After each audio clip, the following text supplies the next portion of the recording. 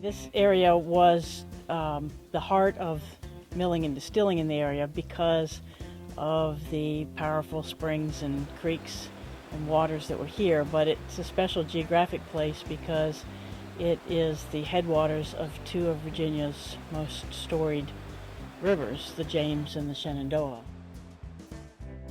Brownsburg is here because all these things came together and the early settlers recognized that this was a prime spot. Brownsburg, it was settled and it was a thriving community. People quit what they were doing in many instances and devoted their time to milling and distilling.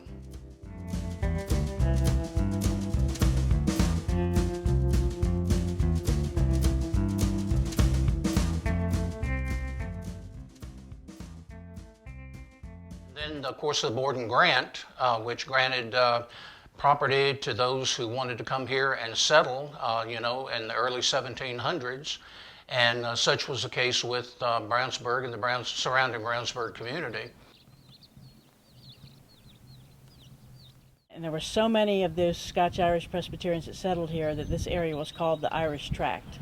So the valley wasn't settled until the very late 1720s, and by the time of the 7 Years' War, so the 1750s or so, they're switching over to wheat. There's demand for wheat that begins to emerge in that period.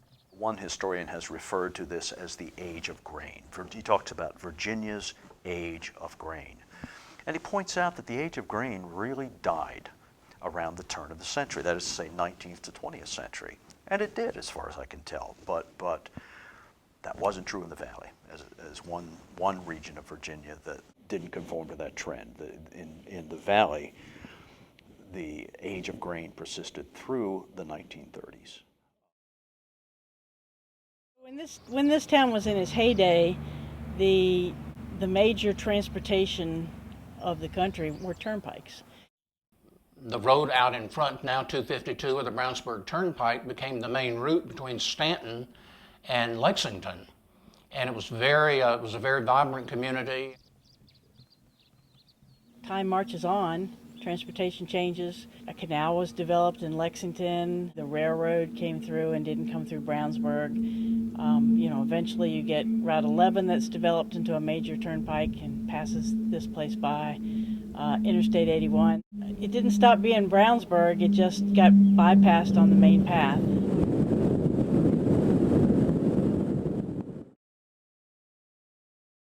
The Shenandoah Valley is incredibly rich in these thousands and thousands of springs, that have pure fresh water, and these creeks that turn all this machinery. But right in the area where we are, southern Augusta County and northern Rockbridge in particular, it's a significant geographic point because the springs are the headwaters of the rivers, where the rivers begin. You should think of the valley as being composed of this network of transportation linkages whereby roads are connected to waterways, and just situated throughout this network then are mills. For both milling and distilling, you need a good water source, a strong and clean water for the distilling, and water power for moving the machinery.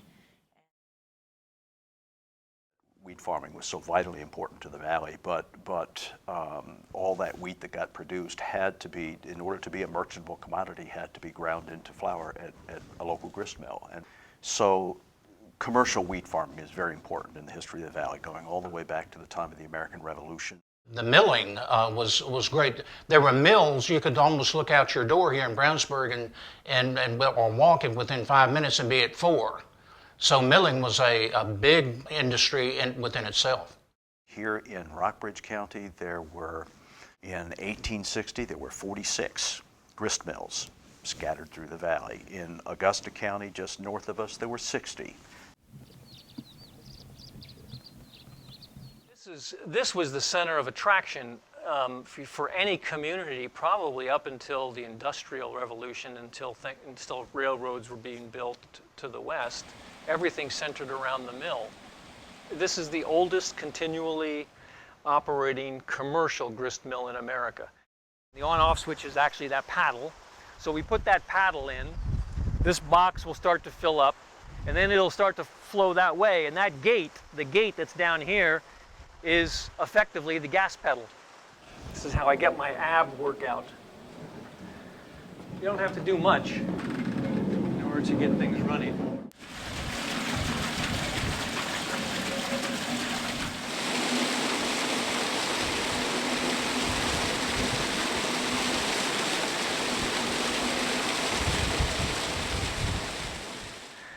I get a lot of corn flour, and I can sell a little bit of this, but this is what goes into making bourbon.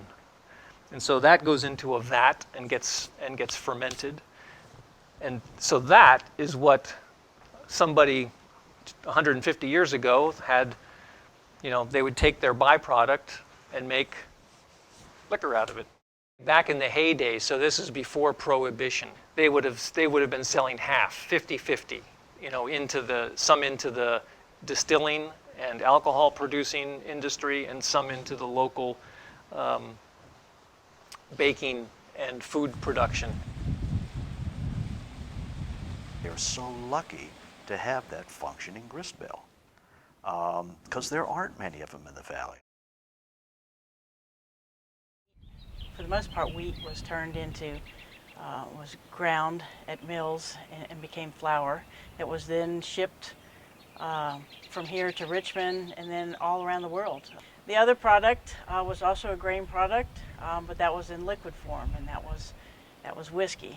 The first settlers go back to the early 1700s, and you start seeing stills in the very first inventory. So it was here from the very beginning, just like milling was here from the very beginning. This was a skill that was brought with the dominant settlers that came into the valley here. Most families, contrary to popular belief, had a still and still houses in their backyards. Many the same way they had their spring houses, water, for water supply and for cooling. But the grain was done, crushed at the mills, and they created their liquor, if you will, at their own still houses, and it was stored there. America as a whole drank a lot of alcohol, but for the most part in the rest of the country it was rum that came out of the Caribbean and the Triangle trade. But here in the valley of Virginia, the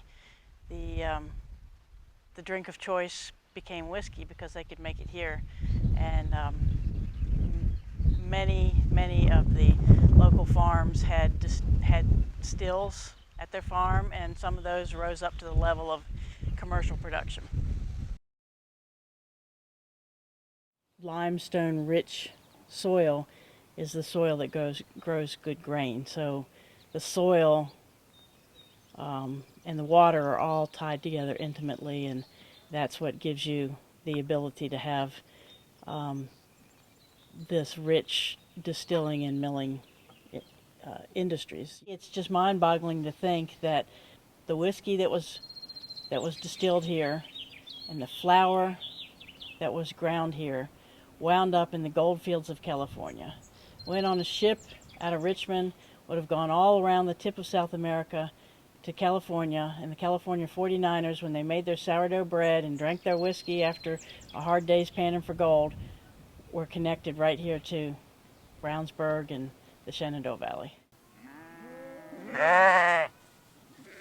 Because of the settlement that happened here and the growth of places like Brownsburg, all of a sudden what happened here blossomed into the American movement of moving west, and this wasn't the back country anymore, it was the frontier. America turned around and faced west. But it is America's story, and so they can get a little bit of their own history and learn a little bit about how America came to be what it is today by looking at the Brownsburg Museum.